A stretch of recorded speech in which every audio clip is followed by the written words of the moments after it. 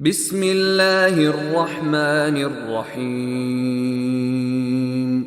يا أيها الذين آمنوا لا تتخذوا عدوي وعدوكم أولياء تلقون إليهم بالمودة وقد كفروا بما جاءكم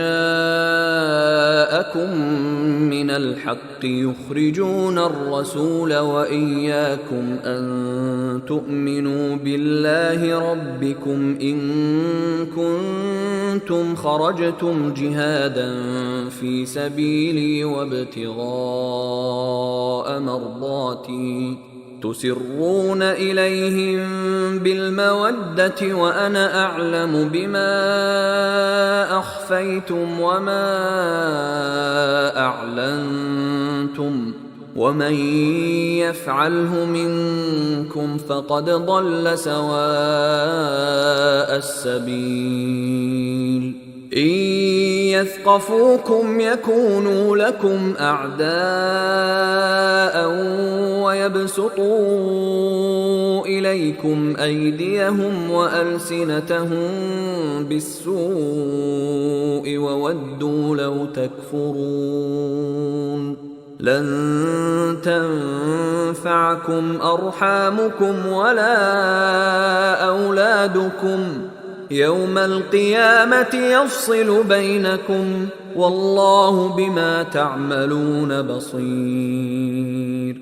قد كانت لكم أسوة حسنة في إبراهيم والذين معه إذ قالوا لقومهم إنا براء منكم ومما تعبدون من دون الله كفرنا بكم وبدا بيننا وبينكم العداوة والبغضاء أبدا حتى تؤمنوا بالله وحده إلا قول إبراهيم لأبيه لأستغفرن لك وما أملك لك من الله من شيء ربنا عليك توكلنا وإليك أنبنا وإليك المصير.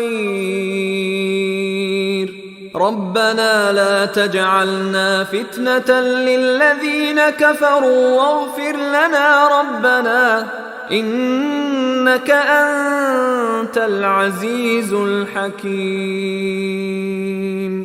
لقد كان لكم فيهم أسوة حسنة لمن كان يرجو الله واليوم الآخر ومن يتول فإن الله هو الغني الحميد.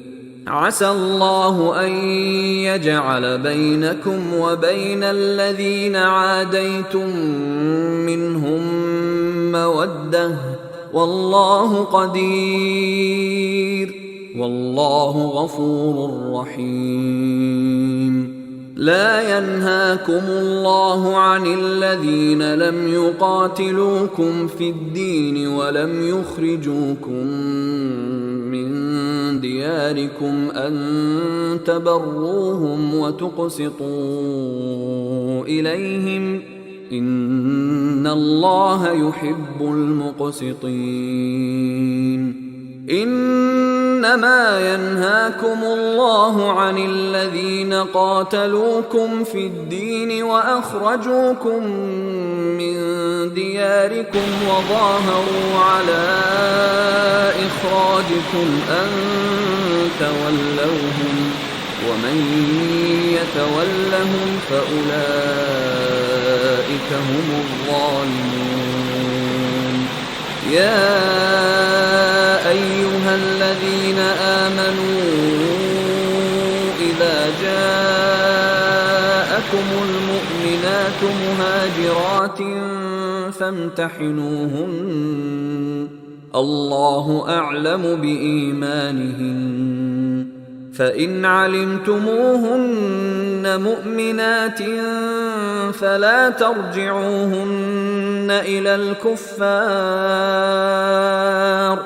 لا هن حل لهم ولا هم يحلون لهم وآتوهم ما أنفقوا ولا جناح عليكم أن تنكحوهن إذا آتيتموهن أجورهن ولا تمسكوا بعصم الكوافر واسألوا ما أنفقتم وليسألوا ما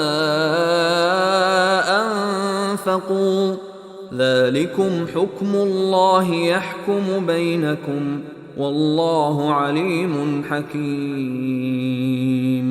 وإن فاتكم شيء من أزواجكم إلى الكفار فعاقبتم فآتوا الذين ذهبت أزواجهم مثل ما أنفقوا واتقوا الله الذي أنتم به مؤمنون.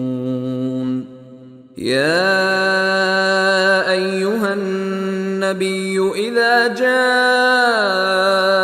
المؤمنات يبايعنك على ألا يشركن بالله شيئا ولا يسرقن ولا يزنين ولا يقتلن أولادهن ولا يأتين ببهتان يفترينه بين أيديهن وأرجلهن ولا يعصينك في معروف فبايعهن واستغفر لهن الله إن الله غفور رحيم. يا أيها الذين آمنوا لا تتولوا قوما غضب الله عليهم قد يئسوا من الآخرة كما يئس الكفار من أصحاب القبور. بسم الله الرحمن الرحيم.